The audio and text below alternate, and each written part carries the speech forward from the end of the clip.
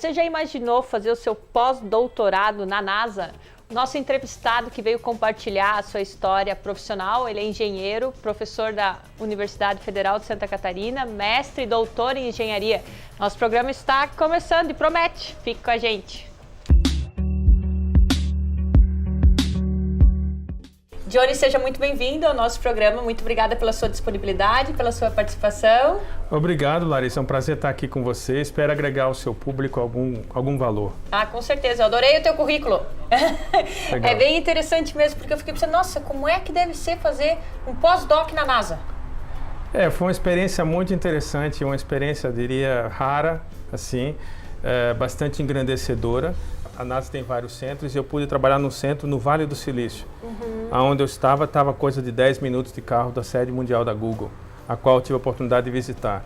Então foi um ganho duplo, porque eu estava na NASA e na NASA no Vale do Silício, então ao lado de grandes empresas, grandes organizações. Eu até vi que você citou, né, pelo menos ali no release que você me mandou, é a questão que é uma coisa que eu já falei, inclusive, no Minuto Coach do nosso programa, que é a questão do tempo, muitas vezes, que os engenheiros da Google são destinados 20% livre para eles criarem. Exato.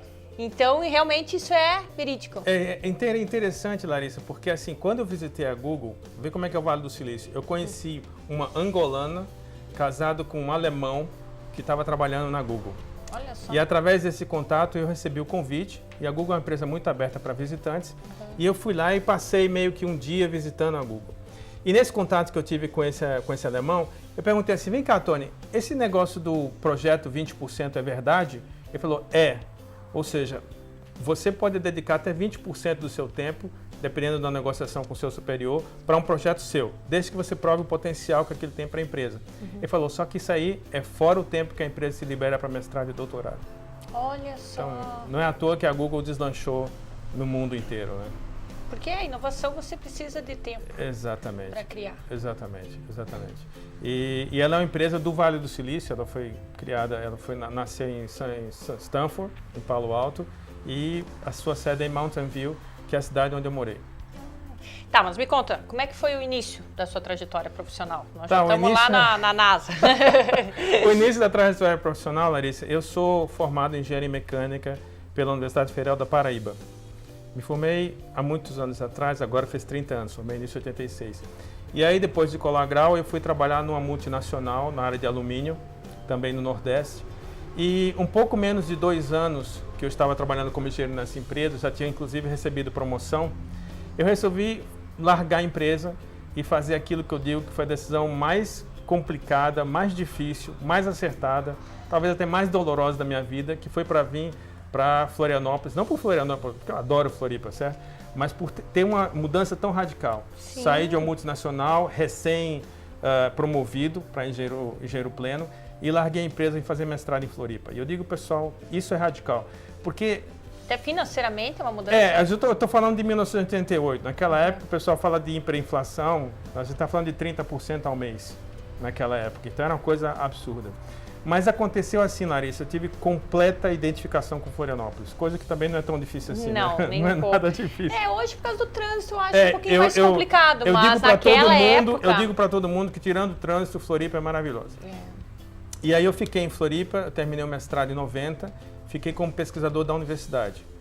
No tempo que eu fiquei como pesquisador da universidade, eu tive a minha primeira experiência internacional. Eu passei 5 meses no Japão, fiz especialização no Japão. E isso me marcou muito. Eu percebi que a universidade poderia me dar o potencial de me tornar um cidadão mundial, assim. Conhecer várias culturas. E aí, em 1993, eu iniciei o doutorado e também no final de 93 eu fui chamado para ser professor. Eu fiz concurso, prestei concurso, era mestre só, eu prestei concurso e entrei na universidade como professor no final de 93. Mas eu tinha feito um plano de fazer doutorado completamente fora do país e foi uma das mudanças de plano que eu tive. Eu acabei fazendo parte do doutorado no Brasil, meu título saiu pela UFSC, mas eu fiz, digamos assim, o cerne da pesquisa, que foi já em inteligência artificial, eu fiz na Inglaterra, fiquei 1 ano e meio na Inglaterra. Ai, que maravilha. Eu fiquei numa coisa chamada, a gente chama hoje de doutorado sanduíche, Exchange Program. O meu orientador da Inglaterra veio para a minha defesa, a tese saiu em inglês, enfim. E aí, isso foi minha segunda experiência internacional de 1 ano e meio na Inglaterra.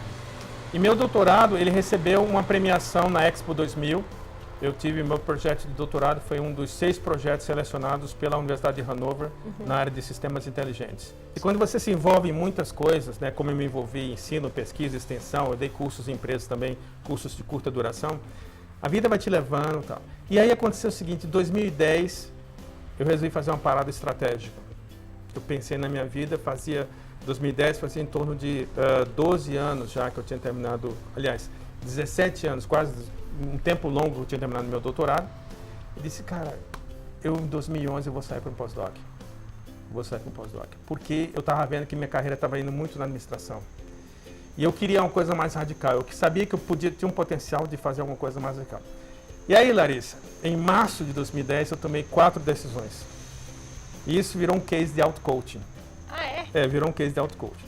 Quais foram as minhas 4 decisões? A primeira, tinha que ser nos Estados Unidos. Por quê? Isso já dá uma... Porque eu tinha morado na Inglaterra. No Japão? Japão.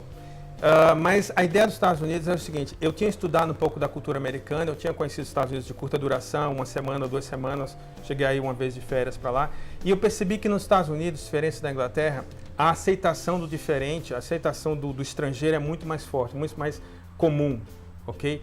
Esse negócio que aconteceu essa semana, a gente está falando aqui, recém aconteceu do Reino Unido sair, né, da União Europeia, eu vivenciei o interior do Reino Unido, eu estava a 1h30 de Manchester, ok?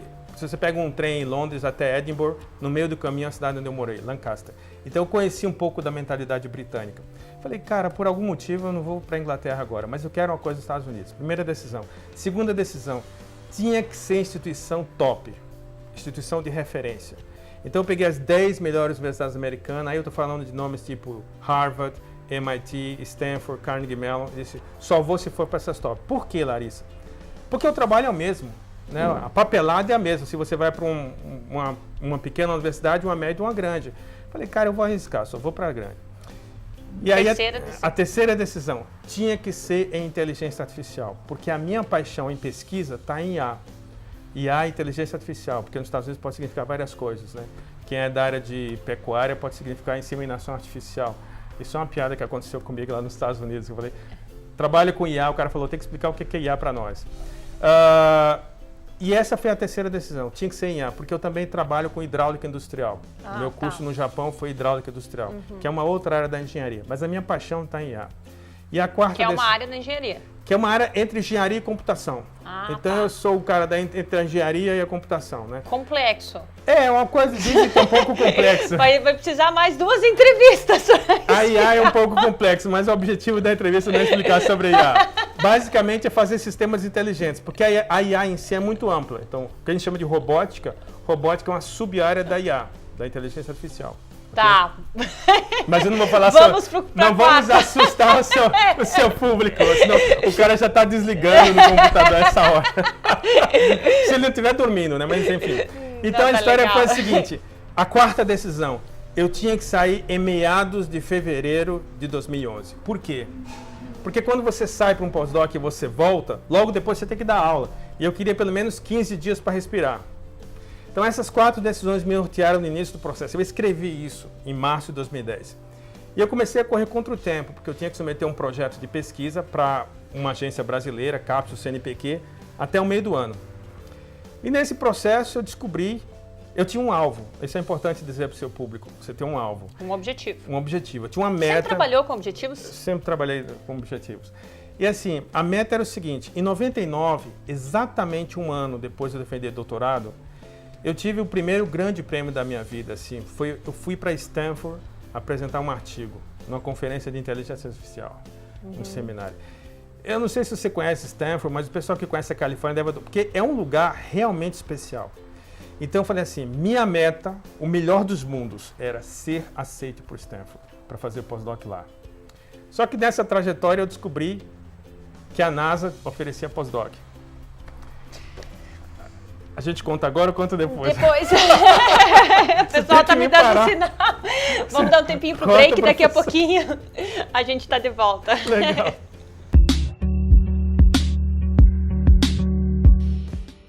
Estamos de volta hoje conversando com o professor palestrante Johnny Silva.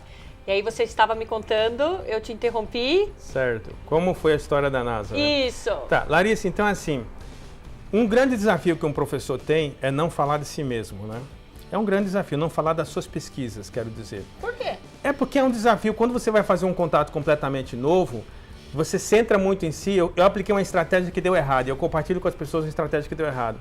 Na pesquisa do Postdoc, eu elaborei uma carta padrão, contando as minhas realizações, projetos que eu coordenei e tal. Mandava para os diferentes caras e negavam. Simplesmente negavam. E aí não tinha interesse. E aí eu achei um artigo da NASA, publicado em 2007, numa conferência em Pasadena. Esse artigo era publicado por 2 pesquisadores. Eu peguei esse artigo, fiz uma análise de 5 perguntas e coloquei 5 respostas minhas. Mandei. 1 semana e meia depois, a gente estava interagindo, eu com a pesquisadora autora desse artigo. Só que ela era uma pessoa contratada pela NASA, ela não era uma funcionária da NASA como, por exemplo, a gente é funcionário federal e tem aquele contratado. Ela era uma pessoa contratada pela NASA via fundação.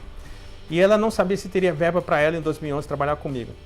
Então foi uma interação muito boa, mas ela falou, tem uma hora que a gente interagiu, ela falou, não posso gerar carta para você. Eu te aceito, mas eu não posso gerar carta porque eu não tenho certeza. E aí é quando eu falei na palestra que você viu, a tal da persistência, né? Ela falou, go to Carnegie Mellon, vá para Carnegie Mellon, que talvez era um contato que eu também tivesse lá com a professora. E aí o seguinte, eu decidi, não, cheguei tão perto, vou lá. E eu consegui, aplicando novamente essa estratégia de conhecer, o que eu quero dizer é você mais conhecer o outro, conhecer a outra organização do que falar de si mesmo. Eu acabei achando um outro pesquisador, por coincidência, no mesmo centro da NASA, que me aceitou. O primeiro contato com o pesquisador foi em 21 de maio, 21 de junho ele gerou a carta, apliquei, recebi bolsa e fui. Fui para a NASA em 14 de março de 2011, exatamente na meta lá, para trabalhar numa instituição de referência em inteligência artificial e o melhor dos mundos, morar na Califórnia, que é um lugar que eu já tinha conhecido nos Estados Unidos. Eu conheci outros lugares, mas a Califórnia realmente é espetacular. Né? Eu não conheço. É o lugar. E o que aconteceu interessante? Esse centro de pesquisa, a métrica de avaliação do centro de pesquisa são as publicações, que é a síntese do conhecimento que você gera. Sim. E o resumo, eu não vou contar dos detalhes para o seu público não adormecer. Capaz. Eu acabei me envolvendo em 3 projetos, inclusive um dos quais foi com a pesquisadora que eu tinha mantido contato antes. Eu acabei trabalhando com ela diretamente. Ela é psicóloga. Aí o pessoal vai pensar, por que a NASA contrata psicólogo? Porque o que um painel de avião te fornece, ou um painel de um foguete fornece? Basicamente informação. Então o psicólogo é aquele que vai fazer com que saber que o ser humano está adequadamente interpretando aquela informação. Tem a ver com ergonomia de software. Então, resumo, eu publiquei junto com outros pesquisadores, 6 pesquisadores, 3 artigos, 6 pesquisadores de 4 países. Eu trabalhei com gente da Rússia, da Índia, dos Estados Unidos e da Alemanha. Isso num espaço de um ano só. Volto para o Brasil, super realizado assim, né? Mas a pergunta que você faz é a seguinte: o que você faz depois de você fazer pós-doc na NASA? Ei! Não tem, quer dizer, fazer um outro pós-doc depois de 1 ou 2 anos, né? É meio difícil, né? Assim, é meio assim, talvez repetição. Mas o que aconteceu? Eu fui chamado para administração. Eu fui diretor da Universidade Federal de Santa Catarina na área de estágio durante um tempo. Então, aquela previsão que eu tinha te falado, que talvez seria chamado para administração, de fato se concretizou. Em 2012, trabalhei assim, enfim. Meu amigo, um colega estava na Alemanha, substituiu ela dele, enfim. Só que aconteceu o seguinte, em 2012, eu fui dar palestras que os alunos me chamaram, porque assim, eu costumo brincar, se você diz para um aluno que você tem um professor que foi para a NASA, é como dizer para um adolescente que você vai para a Disneylândia. Tipo, sim, vai fazer incrível, um estágio né? na Disneylândia, entendeu? É verdade. São referências mundiais. Claro. É o que chama de branding. É um brand mundial, uma marca mundial. Com certeza. E aí, eu dei 3 palestras para os alunos de engenharia. 2 em Floripa e 1 em Joinville. Para o pessoal que não sabe, Floripa é Florianópolis. Só por simples. Larissa, depois dessas palestras, os alunos falavam, professor, juntava um grupo de 8, 9 caras. Como você chegou à NASA? E em 2013, eu, por motivos são vários, larguei a direção, abri mão de ser diretor de estágio. E aí veio um site. Lembra aquela experiência que eu te falei de coordenador de curso? Que eu ia dar palestra em cursinho? Aí tu gostou da ideia da palestra? Aí eu falei assim, cara, os alunos acham que querem saber minha trajetória. Eu vou formatar isso aqui num case. E aí eu fiz formação em coaching, agora essa semana está fazendo 3 anos que eu comecei a primeira formação, e acabei sendo chamado pela instituição que estava organizando o 2º Congresso Brasileiro de Coaching. O título da minha palestra, Larissa, Pesquisando na NASA, um case de auto-coaching. E aí... E qual foi o maior aprendizado? Maior aprendizado, assim, tem a parte técnica e tem a parte comportamental. A comportamental. A comportamental. O maior aprendizado é, você tem que lidar com a diversidade. Porque trabalhar no ambiente como a NASA, você está falando com pessoas virtualmente de todo lugar do mundo. Então, a comprovação que eu tinha sobre a sociedade americana se constatou, que é uma sociedade aberta para você. Não importa de onde você vem, importa o que você pode fornecer para a sociedade, para lá. Segundo aspecto, persistência. A questão da persistência e da paciência, mudar a estratégia. Eu apliquei uma estratégia que deu errado na busca do pós-doc, aquele negócio da carta padrão, deng.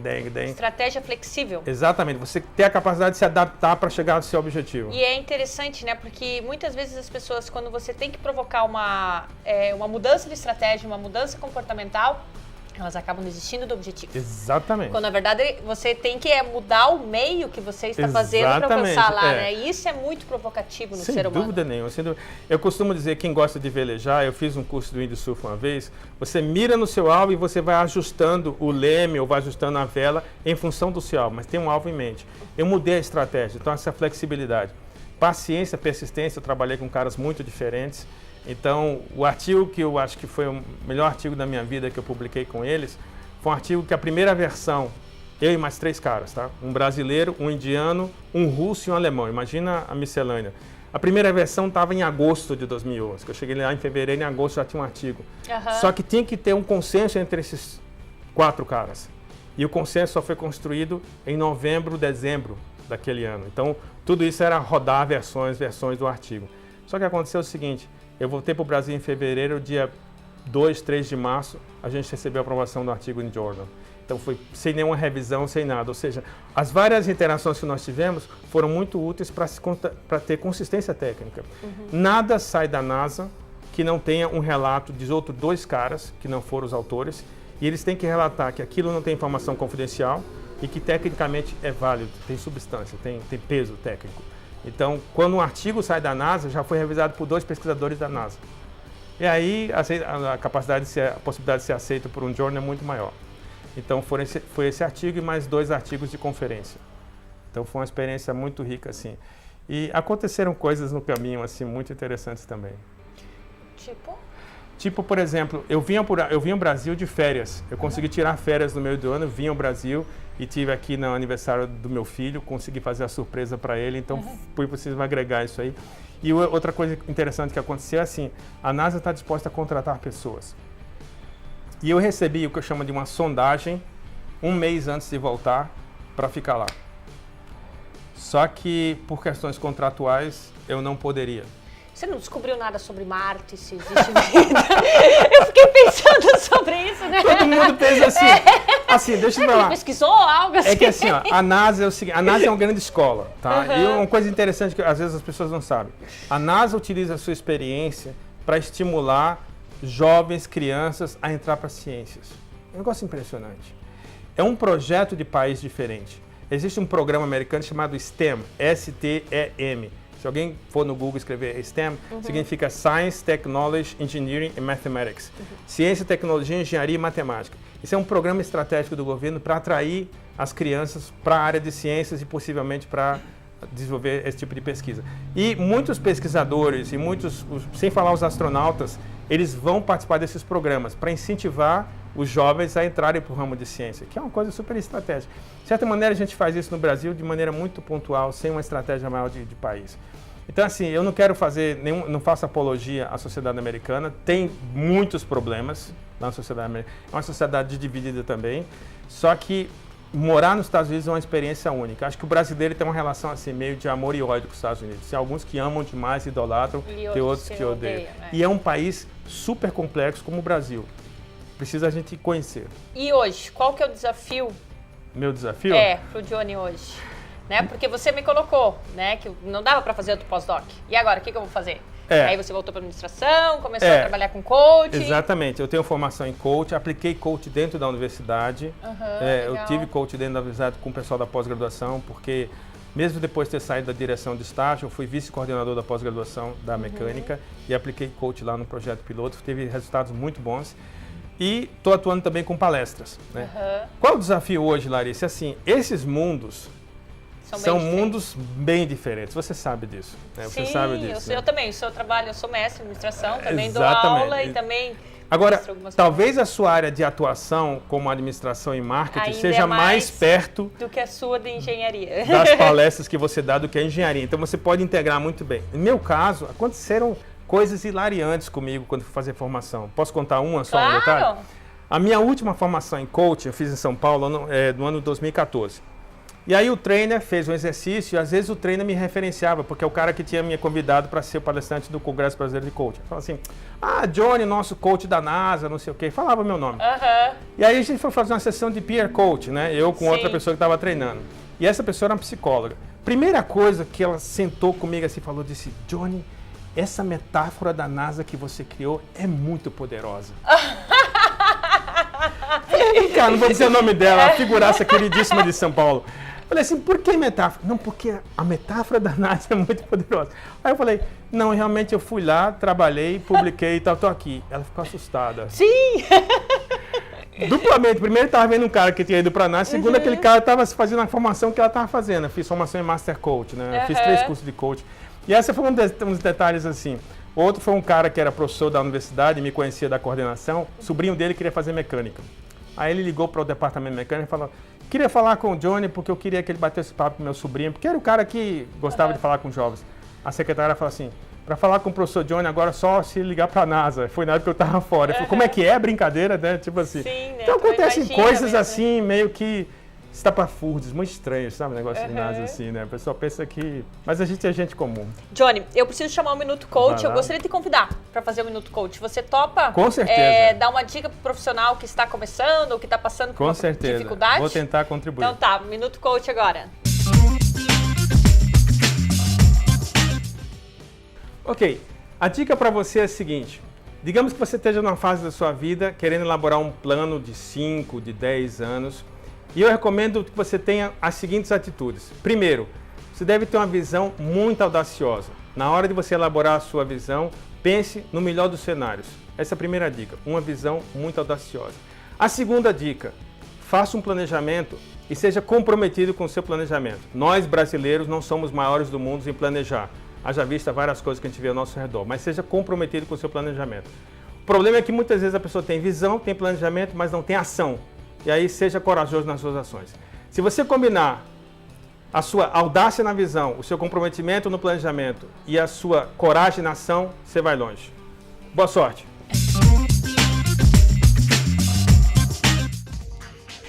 E é isso aí. Johnny, muito obrigada pela sua participação, pela sua disponibilidade. Agradeço. Passou rápido, né? Agradeço, Larissa, pela chance. Espero ter agregado ao seu público. Ai, com certeza. Quero fazer um agradecimento todo especial para as lojas Atrativa, aqui na Oswaldo Reis, 1540. Um beijo grande para todo o pessoal. E obrigado você, nosso telespectador. Uma semana maravilhosa para vocês. Fiquem com Deus e até semana que vem.